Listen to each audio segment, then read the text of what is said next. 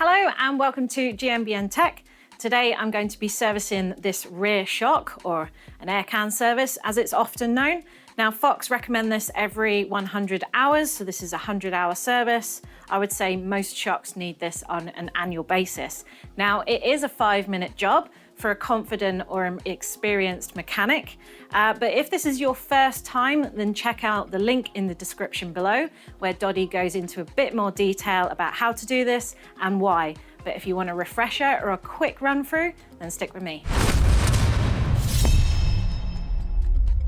So it's always best to service a shock when it's off the bike, and you want to take off any mounting hardware if it's wider than this stanchion shaft here. And basically take your O-ring off as well, just pop that to the side.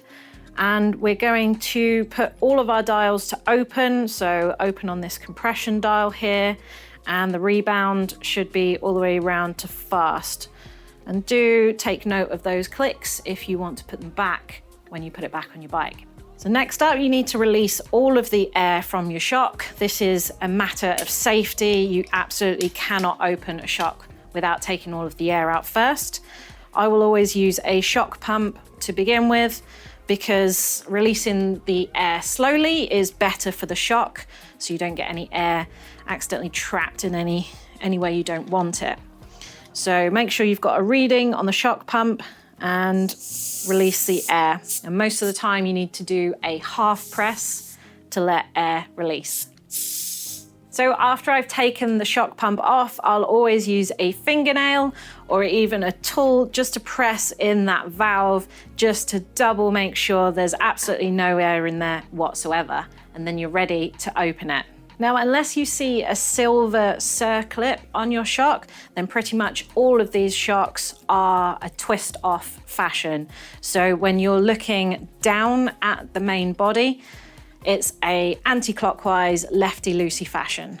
And these will be quite tight usually.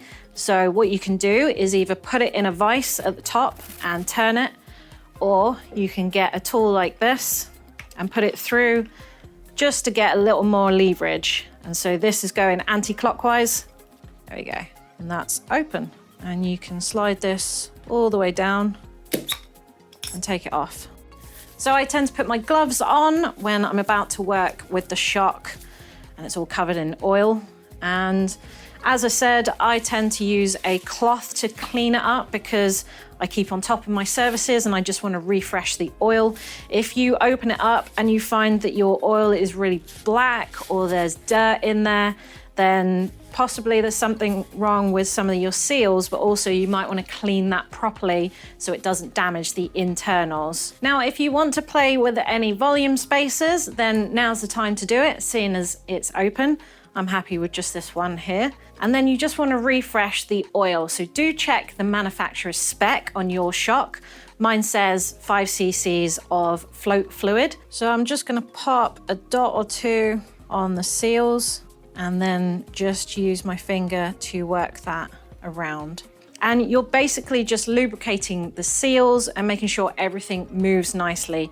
You don't want a lot in there because it will stop it from working so well. Fox actually say no more than half a pillow pack, so you can see it's not that much at all.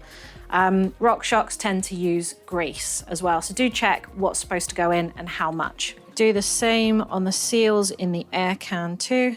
And I'm also going to get a little bit of grease on my finger and pop that just a tiny bit on the threads, just to make it easier to close and to stop it seizing in the future. So now we're putting it back together. This is the air can over the shaft. Just be careful, try not to scratch anything. And then to get the thread back into the top thread, you're gonna need to push and twist. It is a bit awkward. And then once that's together, you can work it round with both hands. And then what I'm gonna do is clean all of this oil off the outside so I can get a better grip on a final closure. So now I'm working with a clean and dry shock. I can make sure it's really nice and tight. And then we can go ahead and put our O-ring back on. And we can put our dials back to the way they were. So I had 3 clicks on. And then next step is to put air in the shock. But I prefer to put the shock back on the bike before I put air in.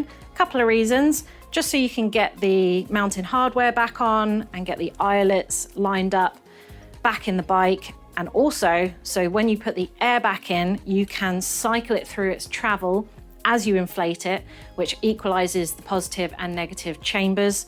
And you'll have to check your manual or your manufacturer's spec to see how often you do that. Well, hopefully you found that useful. And if you want to see more 5-minute refreshers or 5-minute maintenance classes, then do let us know what you'd like to see down in the comments below and give us a big old thumbs up. Thanks.